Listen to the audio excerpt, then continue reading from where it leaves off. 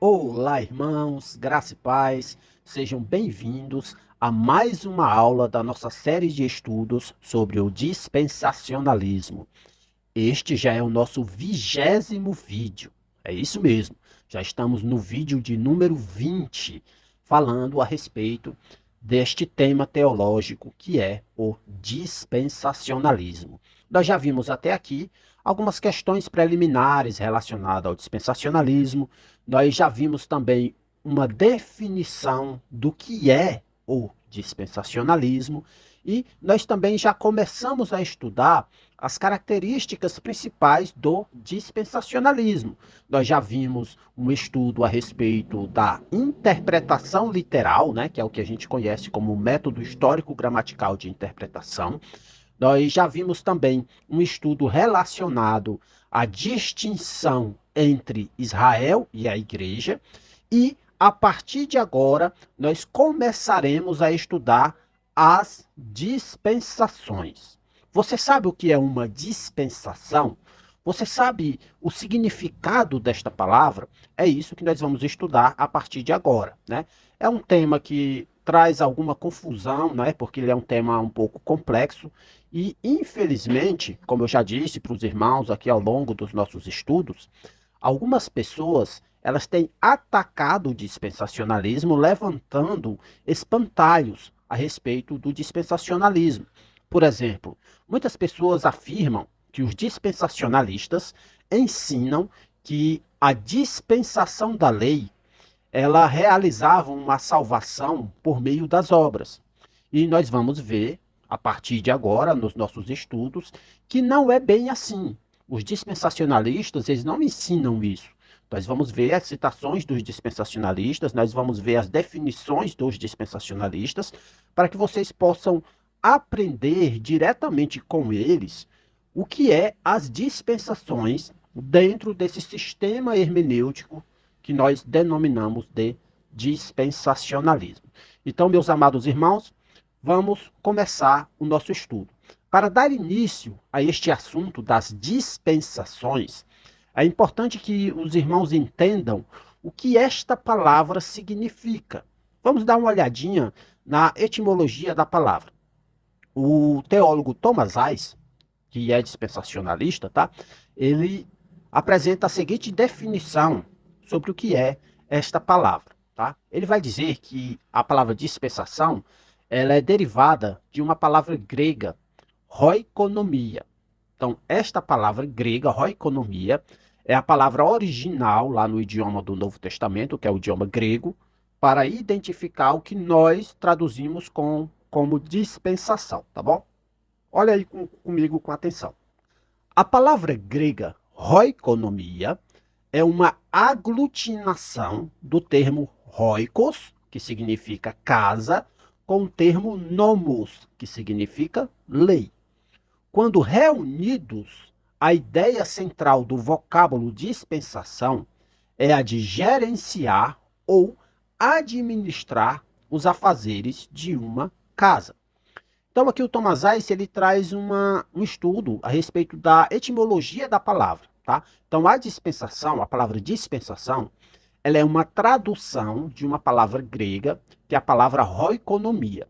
E o que é que essa palavra grega significa? Oikonomia. Ela significa simplesmente uma administração, é uma forma de gerenciar, é uma forma de administrar, tá ok? Então ele vai ser bem específico, né, e meticuloso na sua definição, e ele explica que essa palavra oikonomia, ela é uma união de duas palavras, que é a palavra oikos, que é casa, em grego, e a palavra nomos, que é lei, em grego. Então, ele vai explicar que esta palavra, ela traz uma ideia de uma lei sobre a casa, ou seja, uma administração, uma forma de administrar uma casa, ok? Então, dentro do contexto que nós estamos estudando, esta palavra é aplicada ao mundo, tá? A casa seria o mundo e o administrador é o próprio Deus. Então, Deus, em sua soberania, ele decidiu administrar o mundo de determinadas maneiras, de determinadas formas, administrando o mundo como bem lhe apraz, da forma que ele bem entende, tá? Então, este é o significado da palavra dispensação.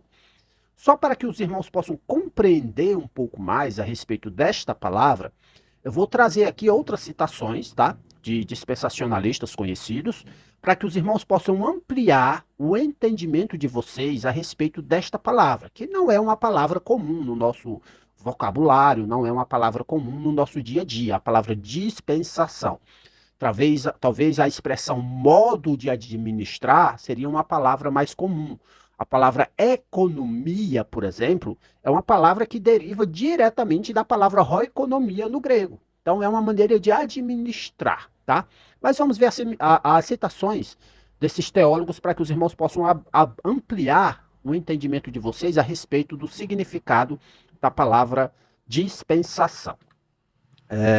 Paul Weiss, que é um teólogo dispensacionalista também, ele explica o seguinte: um dispensacionalista é simplesmente aquele que reconhece que Deus lida diferentemente com as pessoas em épocas distintas ou economias.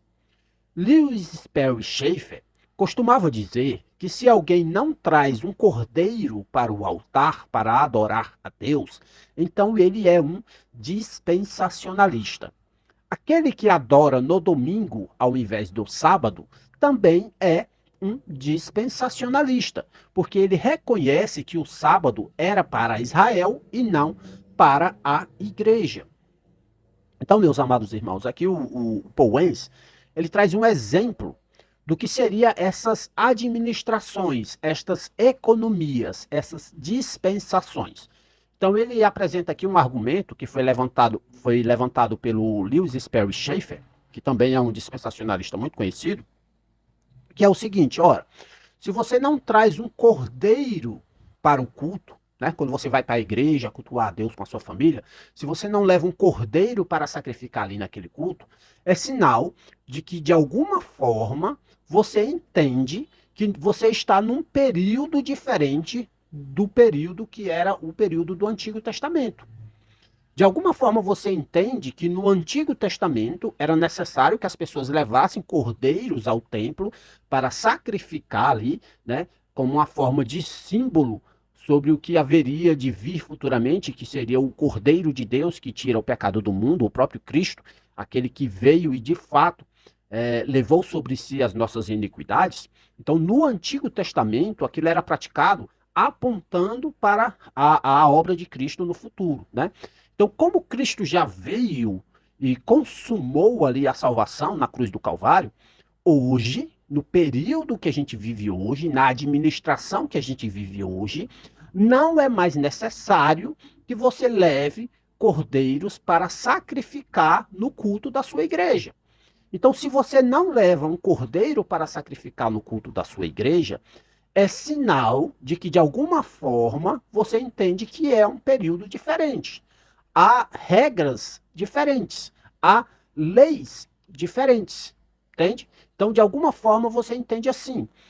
O Schaeffer, ele também apresenta aqui dentro da argumentação dele, né, que foi citada aqui pelo Paul Weiss, que se você não adora a Deus no sábado, mas sim no domingo, é um sinal de que você entende que, de alguma forma, houve uma mudança. Porque a lei do sábado foi estabelecida sobre Israel, para Israel, e de alguma forma você entende que a igreja não é Israel e, por conta disso, ela não está submissa à lei do sábado. Então, muitas pessoas são dispensacionalistas na prática sem saber o que é o dispensacionalismo, ok? Eu entendo que alguns teólogos, eles fazem aí uma alegorização do significado do sábado e transformam o sábado no domingo. Eles fazem uma alegorização da circuncisão, fazendo da circuncisão agora sendo o batismo, né? Eu sei que alguns teólogos fazem isso com a intenção de dizer que estão praticando a lei, né? Mas isso é apenas uma alegorização e isso é forçar algo que não está no texto, que não está ali literalmente nas escrituras, tá? Então, de certa forma, Você que não sacrifica animais hoje no culto da sua igreja, na prática, você entende que há dispensações diferentes, porque você está praticando algo que não é igual àquilo que era praticado no período de Moisés, que não é igual àquilo que era praticado no período de Abraão, que não é igual àquilo que era praticado no período de Abel e Caim, né, de Caim e Abel, período ali também de Sete, ali os filhos de Adão, tá? Então, de alguma forma, você entende que há períodos administrativos diferentes, sem que você ainda não entenda o que são esses períodos administrativos. Então é basicamente isso. Quando um dispensacionalista ele diz que ele crê em dispensações, ele está apenas dizendo que ele entende que as escrituras ensinam que há períodos administrativos diferentes. Não é um administrador diferente. O administrador é o mesmo. Deus é o mesmo, ele é imutável. Nenhum dispensacionalista diz que Deus muda, mas Deus, em seu soberano governo sobre o universo, ele decide governar as coisas com períodos administrativos diferentes, com administrações diferentes, tá? A gente vai aprender mais sobre isso no próximo vídeo, tá bom? Nós vamos dar continuidade às citações dos teólogos a respeito dessas dispensações, para que vocês possam entender o que é a palavra dispensação dentro do contexto do sistema hermenêutico chamado dispensacionalismo, tá certo? Então, meus irmãos, fiquem com Deus e não percam a próxima aula, onde daremos continuidade à explicação do que é uma dispensação. Ok?